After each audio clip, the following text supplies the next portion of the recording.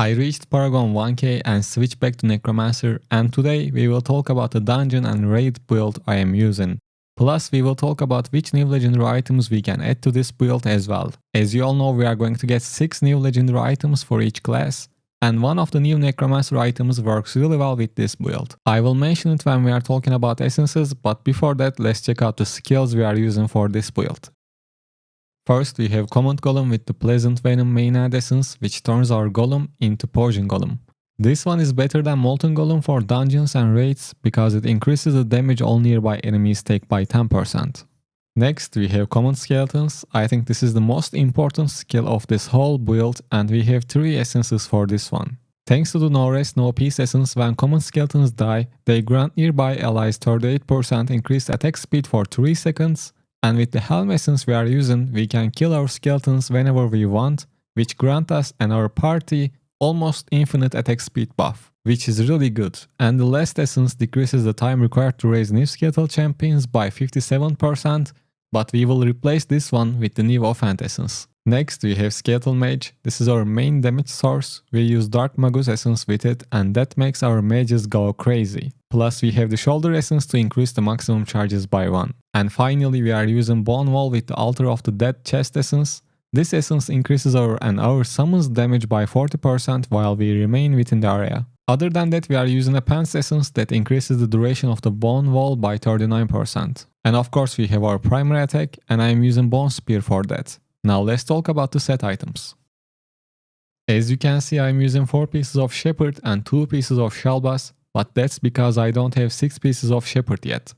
If you have 6 pieces of Shepherd, use that instead. That extra frenzy you get from the 6-piece bonus is better than 2-piece Shalbas in my opinion. Since we are talking about frenzy, if your main focus is PvE, you should use Vexed Curse properties, which gives an extra frenzy for your summons. And once again, if you are mainly focusing on PvE, you can use these legendary gems to reach maximum damage output. Bloody Reach, Mother's Lament, Pain Clasp, Follower's Burden, Berserker's Eye, Echoing Shade, Bottle Dope, and Bloodsocket Jade. Now let's check out our legendary items. For the headpiece, we have Calls for Eyes. Command Skeletons now causes your skeletal champions to explode at their destination, damaging all nearby enemies. And for the chest, we have the Altar of the Dead essence. Bone Wall now conjures the Altar of the Dead, increasing your damage while you remain within the area. And for the shoulders, we have this one, Skeletal Mage maximum charges increased by 1. And for the pants, we are using this essence, Bone Wall duration increased by 39%. And for the main end, we have No Rest No Peace. When common skeletons die, they grant nearby allies 38% increased attack speed for 3 seconds. And for the offhand, we have the Prong. Decreases time required to raise new skeletal champions by 57%. When you get the new offhand essence, you can replace it with this one, since the build is going to be fine without the Prong essence. And that new essence is called Corrosive Slap. Common skeleton applies a vulnerability effect to surrounding enemies, increasing the damage they receive by 8%. And for the additional main end, we have Pleasant Venom. Command Golem now summons a Poison Golem that can leap to a target location to unleash a blast wave of corrosive acid, damaging nearby enemies and causing them to take additional damage. And finally, for the offhand, we are using this one. Skeletal Mage now summons a Dark Magus that unleashes Hungering Soulfire at nearby enemies. Other than that, try to get damage done by your summons, increased magical attribute on your set items, and critical hit chance plus critical hit damage magical attributes on your legendary items.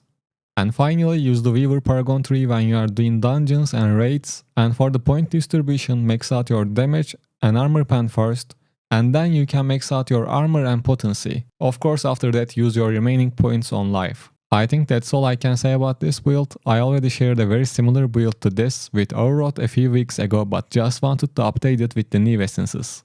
I will be sharing more guides with the new essences for all classes starting from this week. I am assuming I will be lucky with the drops. Anyways, thank you for listening and take care.